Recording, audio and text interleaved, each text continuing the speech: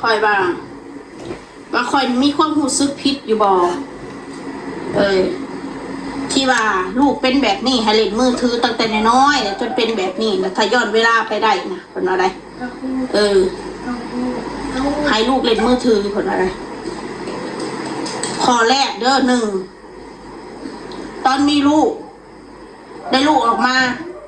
คอยบ่มีความรู้ว่าเล่นมือถือแล้วลูกสิเป็นแนวไหนคอยบ่ฮู้อั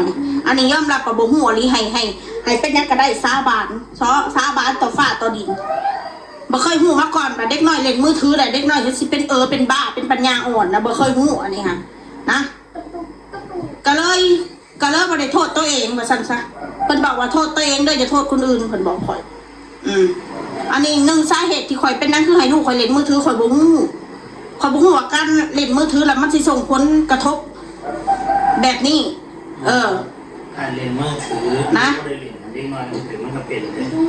เขาไม่ได้โทษตัวมือถือก็เลยสิว่าให้ฟังซะเขาเลยบ่ฮู้นะถ้าโทษถ้าต้องคิดว่าโทษมือถือเนาะโทษแต่มือถือบ่แม่บ่ให้เนี่ยกำลังว่าเรื่องมือถือนี่บ่ให้นะไม่ได้จะไปโทษแต่มือถือมันหลายองค์ประกอบมันเป็นตั้งแต่อยู่ในท้องนะสิบอกว่าไงซะมันบ่แม่นว่าเป็นตั้งแต่มือถือมันมีประโยชน์หลายอย่างมันมีทั้งดีทั้งชั่วอยู่นำกันเด็กน้อยเป็นหนังสือกับเป็นมือถือเป็นอังกฤษกับเป็นมือถือบางคนนะมันสิไปโทษแต่มือถือบ่ได้สมัยนี้ฮันมันเทคโนโลยีสิหามอะไรมันก็หามบ่ได้ทุกคนแต่ละครอบครัวซาเขาเห็นเขาเล่นบัดเด็กหน่อยแต่ละคนบางคนก็ฉลาดบางคนเขาก็บ่เป็นเขาเล่นแต่เขาก็บ่เป็นแต่น้องมานานเขาเป็นมาตั้งแต่อยู่ในท้องพุ่นแหละนะเขาเป็นมาตั้งแต่อยู่ในท้องพุ่นแหละหนึ่งมันอาจจะเป็นเพราะข่อยกับบ่าวเพชรนี่อายุมากบ่มันก็อาจจะมีผลอายุเยอะแล้วมีลูกสองมานี่เพื่อเขาข่อยท้องช่วงข่อยท้องข่อยเครียดมีภาวะการเครียดเอาสั้นซะมันก็เป็นได้หลายๆอย่างสามมาอาจจะคลอดก่อนกำหนดอาจจะเป็นไปได้อันนี้มันมีแพงหูที่แท้จริงเด้อพี่น้องเด้อข่อยก็บ่แม่นหมอดอกแต่ข่อยกะสันนิษฐานเอาซื่อๆอันนี้ค่ะเขาบ่ได้มาว่าข่อยเก่งหรือข่อยฉลาดหรือว่าข่อยเก่งกว่าคนคอมเมนต์แล้วเจ้าก็ลองไปตั้งคำถามกับคนหลายๆคนเด้อแบบนี้อย่ามาถามแต่ครอบครัวข่อยอย่ามามีอคติแต่ครอบครัวข่อยเด็กน้อยว่าบ่เป็น6 ปี 7 ปีก็เยอะแยะน้องมาหน้าถือว่าดีมากเลยถ้าจะเปรียบเทียบใส่เด็กน้อยที่บ้านเป็นคือกันอย่างน้อยเขาก็ยังรู้จักช่วยเหลือตัวเองเรื่องขี้เรื่องเหนียวเขายังว่าวิทย์พนักพ่อกับแม่แล้วพ่อแม่วันไปเดือดร้อนแล้วเรื่องขี้เรื่องเหนียวบ่ต้องมาใส่แผ่นเพิดในเขาบ่ต้องนู่นนี่นั่นแล้วใส่เสื้อผ้าเป็นบ่เด็ก7 ขวบใส่เสื้อผ้ายังไม่เป็นเหรอเพิ่นถามข่อยใส่เสื้อผ้ายังไม่เป็นเหรอทำไมสิบ่เป็นแต่บริมาเลี้ยงเขาเป็นยังสิบ่เป็นเขาใส่ได้อันไหนเขาใส่ไม่ได้เขาก็ให้แม่ใส่ให้มันเป็นปกติของเด็กน้อยอยากใส่พอใส่แม่เฮ็ดให้เขามันแล้วแต่สุดได้อยากใส่ชุดอะไรที่ว่าใส่สบายเขาก็ใส่ได้แต่ถ้าเป็นชุดแขนยาวเสื้อมันใครหน้าเขาก็ต้องให้แม่ใส่ให้บ่จำเป็นต้องสิไปถ่ายทอดออกให้เบิดแต่ว่าโอ้ยลูกเขาเก่งอันนี้ลูกเขาทำอันนี้ได้บ่จำเป็นเราลองไปตั้งคำถามได้ว่าเด็กน้อยเป็นแบบน้องมานาเนี่ยนะอยู่ในโรงเรียนพิเศษนะมีเป็นร้อยคนนะจะไปตั้งคำถามมึงเด้อคำถามได้ว่าเด็กน้อยเป็นแบบน้องมานาเนี่ยนะอยู่ในโรงเรียนพิเศษนะมีเป็นร้อยคนนะจะไปตั้งคำถามมึงเด้อไปถามมึงพ่อมึงแม่เขาถามดีเด้อถามดีเขาตีนถีบปากนะบ่มีผู้ใดอยากให้ลูกเป็นแบบนี้คนเป็นพ่อเป็นแม่นะทุกคนอยากให้ลูกปกติเบิดนะเรื่องเล่นมือถือนี่คอยบ่ฮู้ดอกว่ามันเป็นเพราะมือถือขอยก็บ่ฮู้คือกันเพราะว่าเขาบ่แม่นหมอเขาบ่แม่นนักวิจัยเขาบ่แม่นวิทยาศาสตร์นะกูสิบอกไว้ให้มันก็สิมีส่วนน่ะแต่มันก็เปลี่ยนร้อยแล้วจริงมั้ยสิมาโทษแต่มือถือบ่ได้บางคนเด็กน้อยเขาก็เล่นผู้เขาบ่เป็นกูบ่เห็นว่าเขาสิเป็นซะลูกคนอื่นให้เล่นจอแท็บเล็ตบักใหญ่นึงบัดมือบัดเว้นผู้เขาบ่เป็นเขาก็ยังบ่เป็นคันได้บาดนี้สิโทษจังบัดนี้โทษ ยังมาดิโทษพ่อกับแม่เลี้ยงบ่ดีบอกบัดนี้อ้าวพ่อแม่รังแกฉันแบบว่านี่ได้เนาะเลี้ยงลูกบ่ดีย้อนเวลาไปได้อีหยังกับคนว่าโอ้ยสิเป็นอะไรกระสร้างเถอะลูกเฮาเป็นลูกโตต้องเอาเวลาของตัวน่ะไปดูแลครอบครัวตัวเองอ่ะเด้อให้มันดีก่อนซะครอบครัวตัวดีเฮาก็ดีใจนำบ่ต้องมายุ่งเรื่องครอบครัวคนอื่นดอกมันเป็นหลายองค์ประกอบหลายอย่าง มันสิมาโทษว่า1สิเป็นน้ำพ่อน้ำแม่2มาสิเป็นน้ำมือถือ3มาเป็นน้ำสิ่งแวดล้อมนู่นนี่นั่นเป็นน้ำสังคมมันบ่แม่นอย่าไปโทษเขามันเป็นเพราะตัวเขาเองฟ้องแบบนี้เพราะเขาเกิดมาเขาเป็นแบบนี้เป็นเพราะอะไรคือกันกับเด็กน้อยเป็นดาวนะ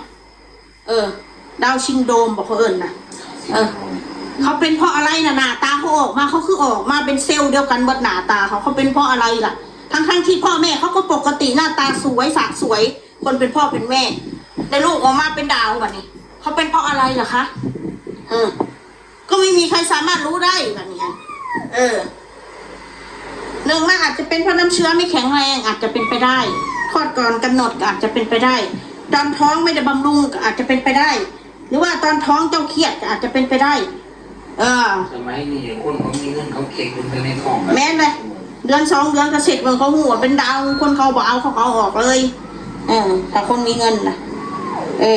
นี่ใส่เงินจากเขาออกลูกคอยเนี่ยถือว่าร่างกายเขาสมบูรณ์ครบ32อยู่แต่ว่าสมองเขาก็สั่งเด็กน้อยอายุ2 ปี 3 ปีหนองมานานนะแต่อย่างน้อยเขาก็รู้เรื่องยังสื่อสารยังใช้เอาน้ำได้ใช้น้ำกินตักน้ำให้แม่กินได้แล้วเดี๋ยวนี้ฮะเอาหม้อเข่าให้แม่ได้แล้วเอาติ๊บเข่าให้แม่แน่ละตักน้ำให้แม่ในลูกเอาสบู่ให้แม่ในลูกก็ถือว่าเด็กน้อยคนนี้ก็ถือว่าใช้ได้แล้วพัฒนาการเขาถือว่าโอเคแล้วเขาไม่ได้ไล่เล่งอย่างที่เธอคิดหรอกเพราะเธอเป็นคนนอกเธอไม่ได้เลี้ยงเหมือนเราเป็นคนเลี้ยงลูกเรานะต่อให้ดียังไงก็ไม่ดีสำหรับเธอคนอื่นนะครอบครัวคนอื่นแย่กว่าเราแต่เธอก็ต้องชมคนอื่นดีกว่าเราเพราะว่าเธอมีอคติกับครอบครัวเราเธอไม่ชอบเราเข้าใจบ้างแบบนี้เรื่องนุ่งเสียบาเรื่องตัวอะไรไงทำคนถามอะไรยังใส่เองได้อันรอบเป็นเสียนี่กระดุมทั้งหลังจะใส่เองคนเดียวได้บ่เพราะฉะนั้นคอยถึงบอกไงว่าคนที่เป็นผู้ใหญ่อย่าสู้หัวซาเด็กน้อยเถอะก็ในเมื่อโตแล้วมีครอบครัวแล้วอย่ามาว่าให้เด็กน้อยเถอะเด็กเขาบ่ฮู้เรื่องนี่หยังแล้วก็อย่ามาโทษให้พ่อให้แม่ค่ะคนที่เป็นพ่อเป็นแม่ทรมานที่สุดถ้าเห็นลูกเป็นนั่นนี่ค่ะบ่มีผู้ใดอยู่รับตานิ่งเดียวดายได้ดอกเข้าใจนะทุกอย่างมีเหตุและผล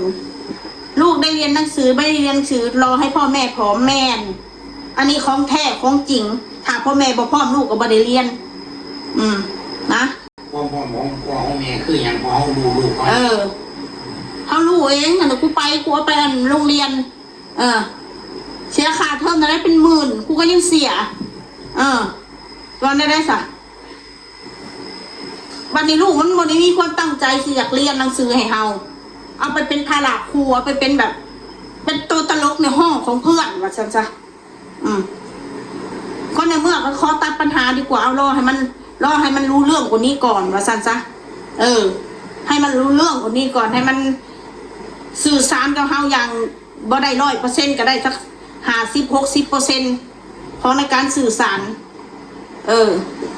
เข้าใจนะแบบนี้อย่าสู้ว่าร้ายว่าสักคนอื่นว่าสลูกคนอื่นนะ